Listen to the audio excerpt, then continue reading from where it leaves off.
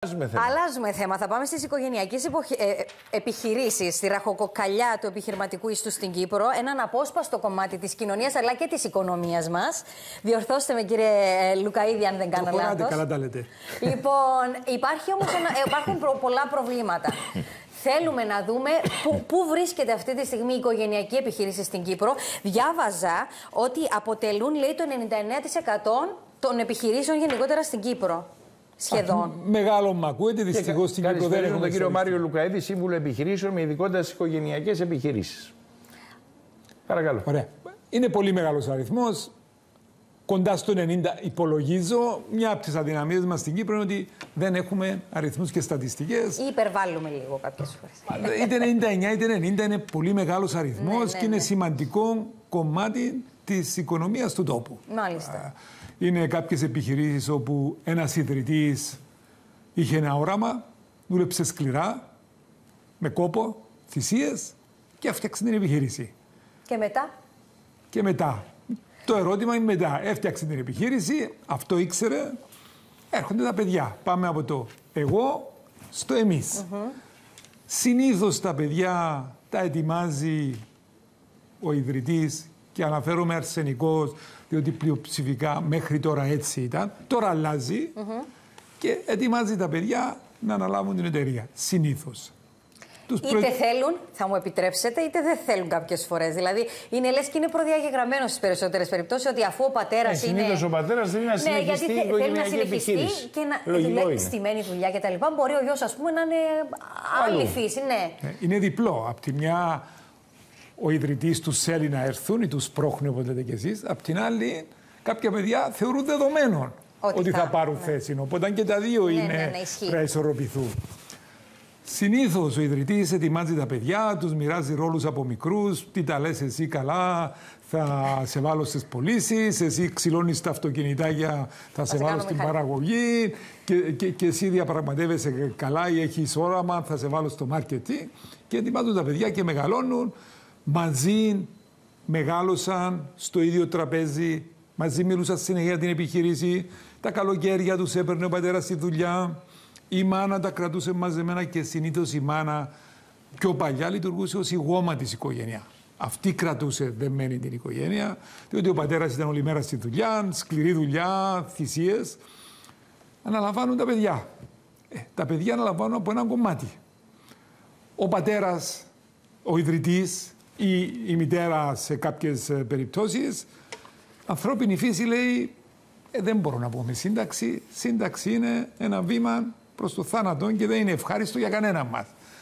Και θέλουν να μείνουν εκεί. Θέλουν να μείνουν εκεί, να ελέγχουν τα πράγματα, να έχουν τη δύναμη, την απόφαση. Οπότε το συνηθισμένο που ακούμε είναι ότι τα παιδιά δεν είναι έτοιμα ακόμα. Μα πότε θα γίνουν έτοιμα?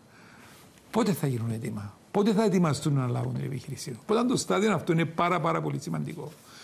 Και επειδή το επιχειρήν στην Κύπρο είναι νεαρό, είναι νέο.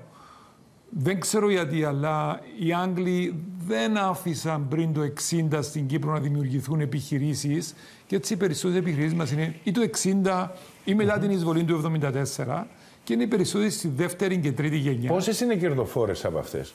Ή κρατάμε και μια επιχείρηση έτσι επειδή είναι συναισθηματικός ο λόγος και φυτοζωούμε και κρατάμε και την επιχείρηση? Συνήθως από το δείγμα που συνεργάζομαι είναι κερδοφόρες οι επιχειρήσεις. Είναι κερδοφόρες μέσα από σκληρή δουλειά και θυσία. Έχουν κάποια πολύ θετικά οι οικογένειες επιχειρήσεις, διότι δουλεύουν όλοι σκληρά, δεσμευμένοι.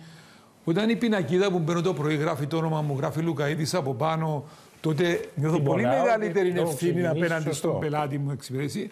Και ως αποτέλεσμα αυτό, και ιδίως σε εποχές κρίσης, σε παγκόσμιο επίπεδο, οι οικογενειακές επιχειρήσεις έχουν πολύ καλύτερα αποτελέσματα από τις μη οικογενειακές. Αυτό σε παγκόσμιο επίπεδο στην Κύπρο. Και στην Κύπρο είπαμε, αριθμοί δεν υπάρχουν, αλλά η principal. Διάβασα ότι 30% επιβιώνει από την πρώτη στη δεύτερη διαδοχή, λιγότερο από 15% στην τρίτη και λιγότερο από 5% στις μεταγενέστερες γενιές.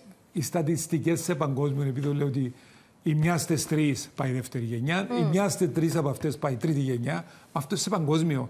Και δεν είναι μόνο οι οικογενειακές. Η παρεξήγηση είναι ότι όταν λέμε οικογενειακές, νομίζουμε ότι οι άλλες επιβιώνουν. Όχι.